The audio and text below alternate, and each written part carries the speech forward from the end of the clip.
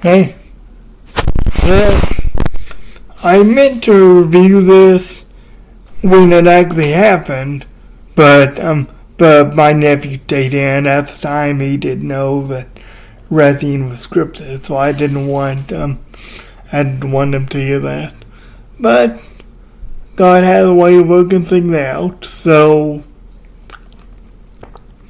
Rocky Edna issued an open challenge for WrestleMania. I have some thoughts on that, some thoughts on who his opponents would be, and it's probably not who you think. You're probably thinking of one or two names, but it's probably not who you think. So, Royal Rumble 2026. We start off with the women's match. I'm gonna go through this beat for beat again. Normally do, because that's not how I review things. But, we have the women's rumble.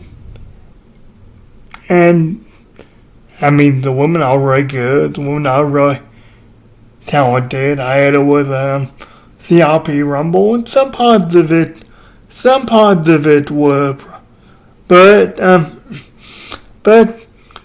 all in all, as someone who doesn't know the theater nuances and isn't as involved in the technical yoke of wrestling, and yes, some of it's really bad, which if it's really bad, it's even noticeable to me.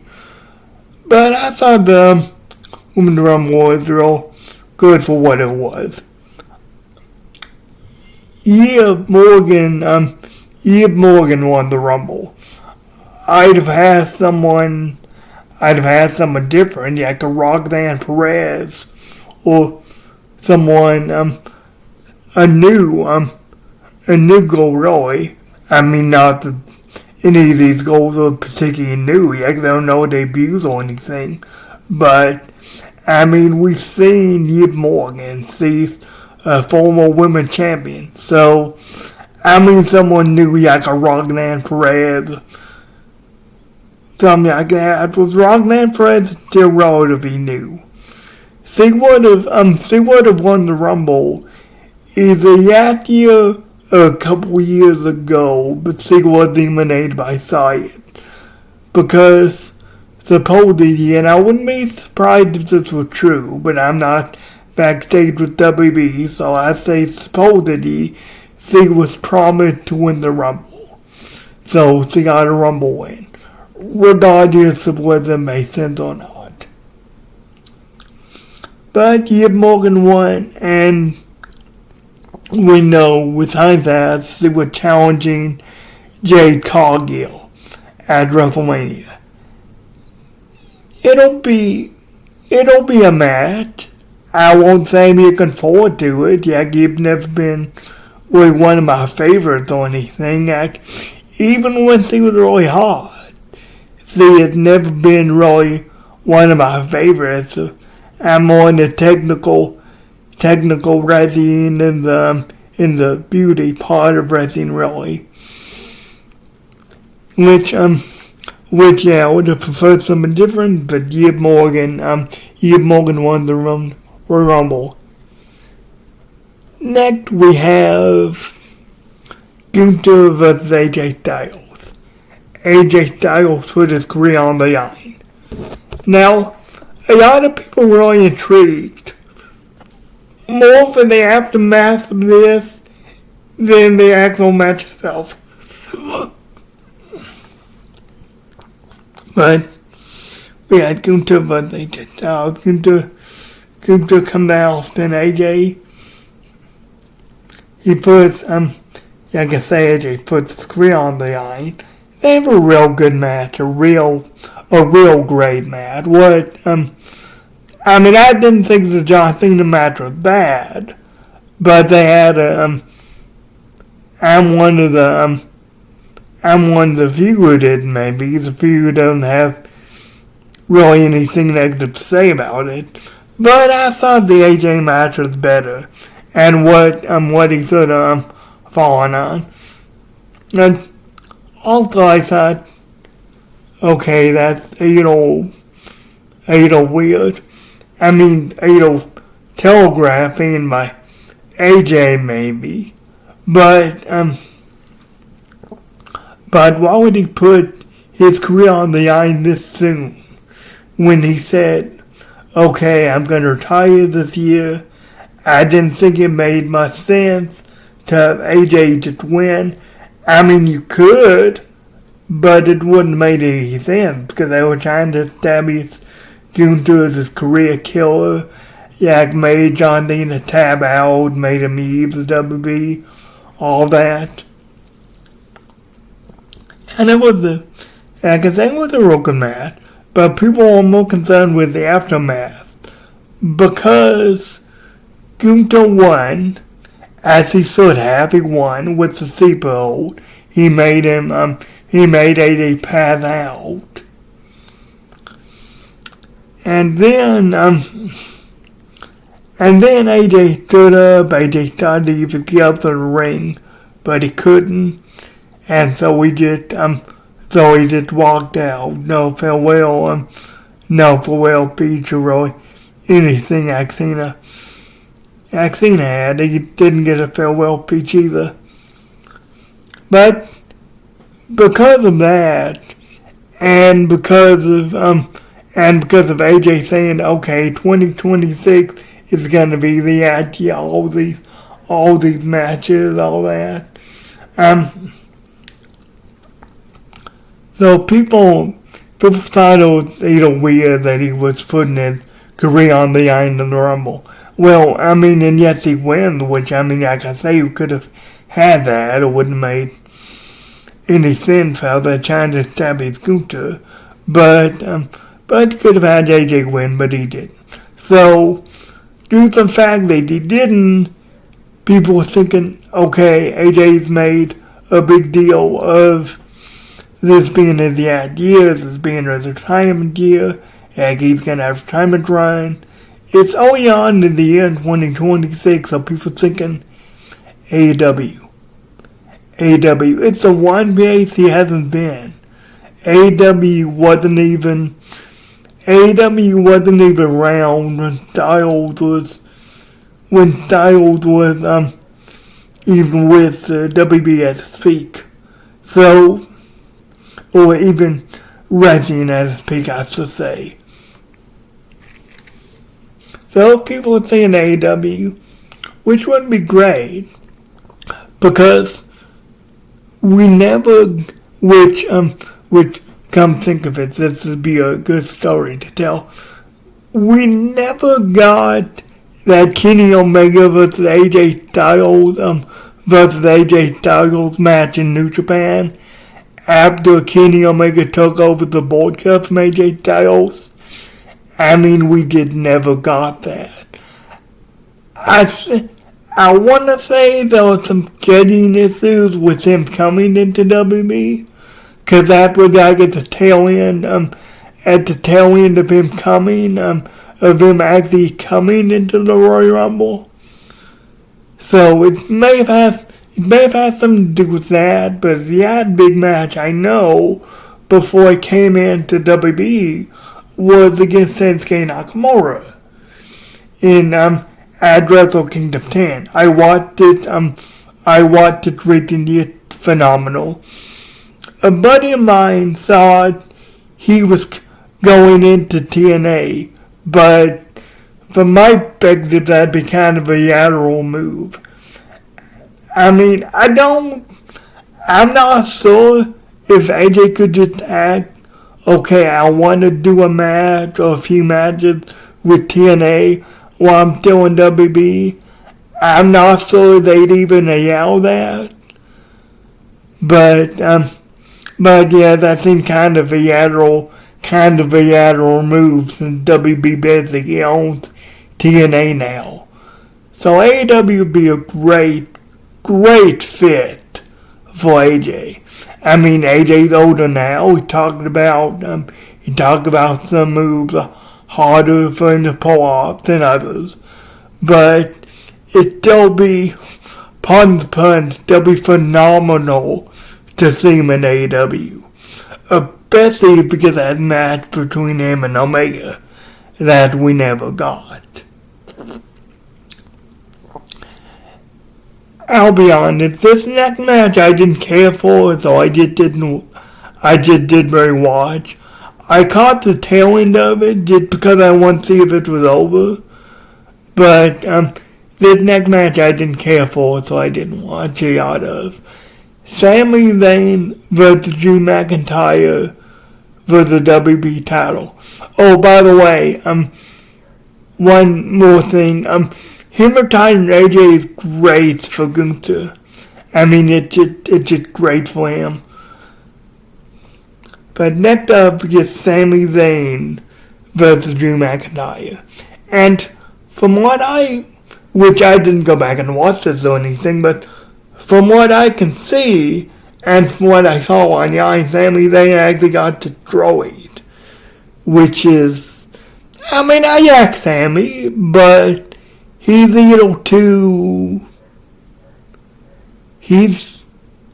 I don't want to say outspoken peer-to-key, because you're allowed to be outspoken peer-to-key no matter what side of the peer-to-car you're on, but he just rubbed me the wrong way. I mean, his match against Shinsuke Nakamura was great. His match against Kevin Owens at Battleground was great. And that's about it. He's had a few other good matches, but other than that, I've not really been invested in him. Especially because a few years ago, I don't have the tweet, but it's probably still on the Twitter, but this is what really made me sour on him. A few years ago, heading into WrestleMania 40, I don't know how much of this was in character or not, but heading into WrestleMania 40, he put out a tweet. I think I have it saved on my phone, but I'm not gonna bother looking for it. He sent out a tweet that basically said, okay, there's way more important things happening in the world right now than Cody finishing his story. I mean, all the political side, he's a left choice, so that basically tells you all you need to know. But yeah, Drew McIntyre retains the WWE title, which is great. I'm happy for Drew. Waiting to see what he gets up to at WrestleMania. Then next up, we have the Men's Royal Rumble. And this is what I remember the most of, so this is what I'm probably gonna spend. I'm probably gonna spend most of the time on, but still not a whole lot because I won't go beat for beat out of it. This was a weak Rumble for what it was. I mean, it wasn't bad. It was just a weak Rumble. I think it went like 30 minutes or so, maybe 45 minutes. But it wasn't, I could say it wasn't bad, it was just weak. But first up, we have Bron Breakker. And this is notable, so I'm just pointing out. First up, we have Bron Breakker and Obafemi. And we're like, oh, this is gonna be great. This is gonna be good. I didn't know much about Obafemi coming into this Rumble. I gave up on NXT a while ago. But from what I understand, Obafemi is really good. So we like, oh, two big horses. This is gonna be really good. So Obafemi comes out, then Bron Breakker, then a man in a mask attacks Bron Breakker with a super kick and a stomp. And I mean, I don't know who that is. Some Becky Asen or some Twizzlers Austin Theory. But but they want you to think it's Seth Rollins. But yeah, after that, Braun Breaker gets thrown in the ring, and Obafemi just eliminates him, which Obafemi looks really dominant here, I must say. Not only with his eliminates of Braun Breaker, but he just eliminates guys left and right and straight in a straight line for a while. Then we get up to Brock Lesnar. We get up to Brock Lesnar coming out. I think he comes out like 16, 17, maybe 14. But we get to Brock Lesnar coming out. And he just destroys everyone. And Ilya Dragunov is in the ring. Which Ilya Dragunov, also, by the way, Ilya Dragunov was my pick to win the Rumble. I mean, outside pick, I know, but the Rumble doesn't really do outside picks anymore. So I picked Ilya Dragunov to win. Even when he was injured, I was like, oh, it's just be great. He can come back and can win the Rumble. He can challenge at the time Gunther. He can challenge him at WrestleMania for the world title. And we'll finally get that match on the main roster on the pay-per-view. No, yes, that WrestleMania. It'll be great. But we get Brock and we get Ilya. And Ilya throws the chop to Brock. And Brock did jab in his face. I mean, why would you? I mean, I know Brock Lesnar does what he wants. Brock is Brock. And no one can really say anything about it, because if they do, he'll just walk out probably. But yeah, he halved it off. He halved off Ilya chops, and he just throws them out. And I'm like, okay. I mean, they spent weeks like rehabbing him. Not that it had to be rehabbed all that much, but they've been weeks telling us, okay, he has pain, he can cause you pain, he can fight through the most dangerous of obstacles, all that. But Brock Lesnar just yaps at him and eliminates him. See you bye, no big deal. Yeah, why would you do that? Then, to make matters worse, not that I really care how Brock Lesnar is perceived, but to make matters worse, Jey Uso comes out, and Jey Uso's whole thing is he eats a yacht an unnecessary obnoxious amount of times. So Jey Uso comes out eating, and we're focused on Jey Uso. So the camera's focused on Jey Uso for some reason, even though we did need to hear the music. So the crowd is focused on Jey Uso, and while the crowd is focused on Jey Uso, Cody and someone else eliminate Brock Lesnar. We just catch the tail end of it. They just killed that. Brock Lesnar was top rope. Yeah, I can say now that I really care how Brock Lesnar is perceived, but why would you do that either? I mean, who booked this? But though Brock Lesnar is eliminated, next up gets Roman Reigns, and Jey Uso finally makes his way into the ring, and we get Roman Reigns. The music starts. Roman Reigns does this, like right it back, and they start to run it back, and Roman Reigns just pops them in the mouth. I mean, thank you, but that seemed a little iffy to me too. Like, hey, we're sick of the eating too, but we're gonna allow Jey to do some more, and this won't even affect him. being popped in the mouth by his cousin, told to focus. That won't even affect the Heat Man all that much. So Roman Reigns eliminates Jey Uso. Jey Uso almost eliminates Roman Reigns, but Roman Reigns eliminates Jey Uso. Now we get to the final two. I'm kind of speed running this because nothing really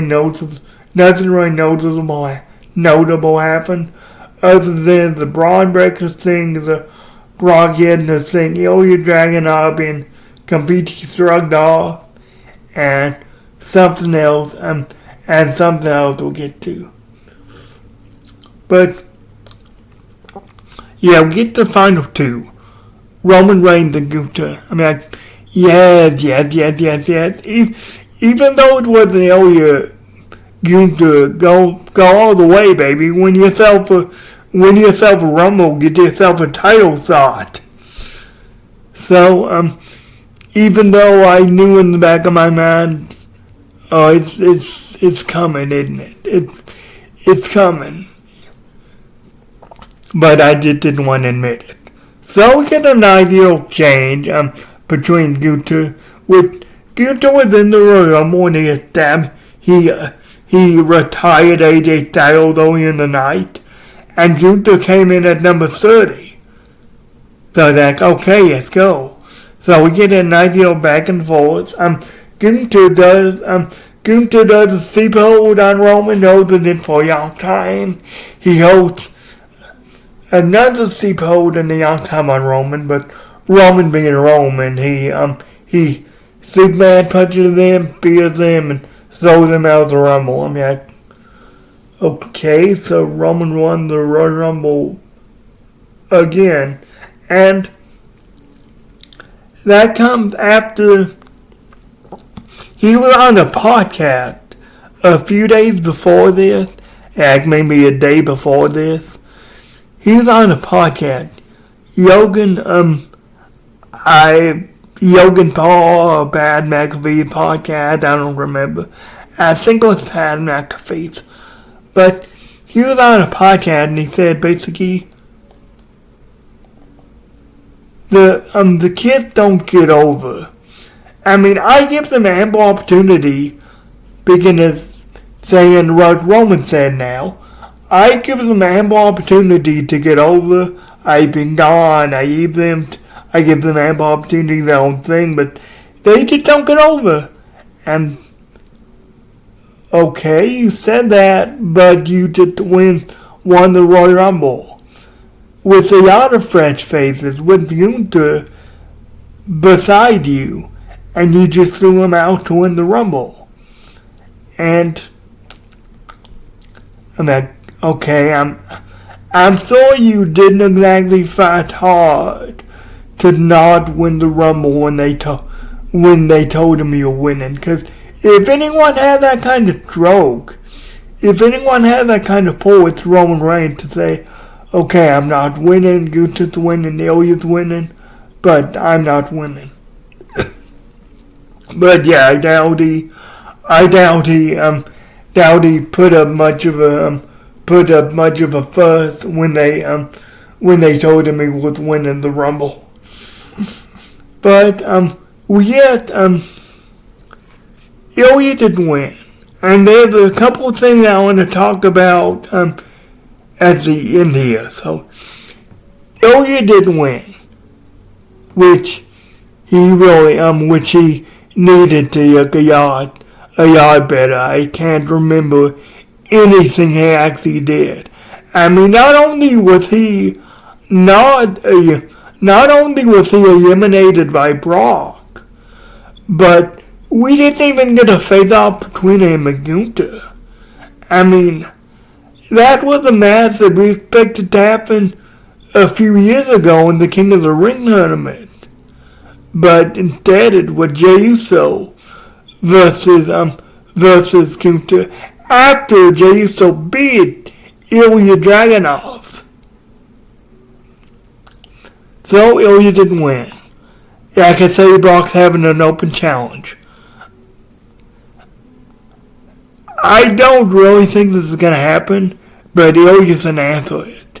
And Elias just, not really to destroy Brock, but Elias to win that match with Brock getting at WrestleMania. I mean, there's probably going to be Gunther over Femi, which would be great. I'd love to see Gunther more than I'd like to see over Femi, I think.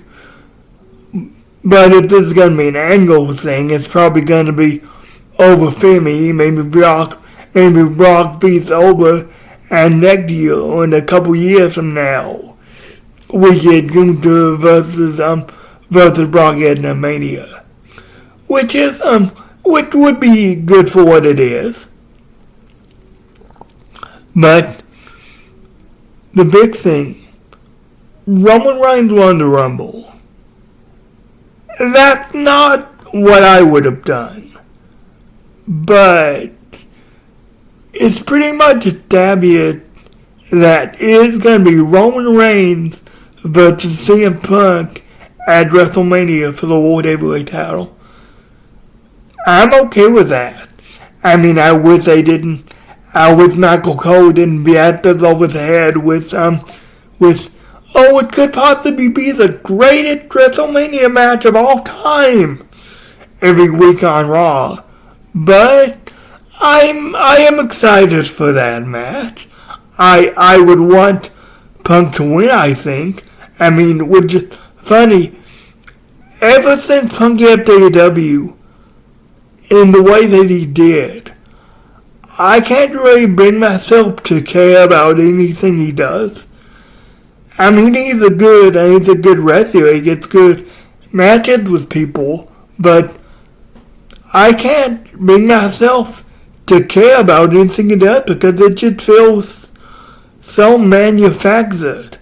I mean, the feud with Seth Rollins, the feud with Drew McIntyre, them being angry that CM Punk's back in the company now, and it just feels so manufactured. But like I say, I am looking forward to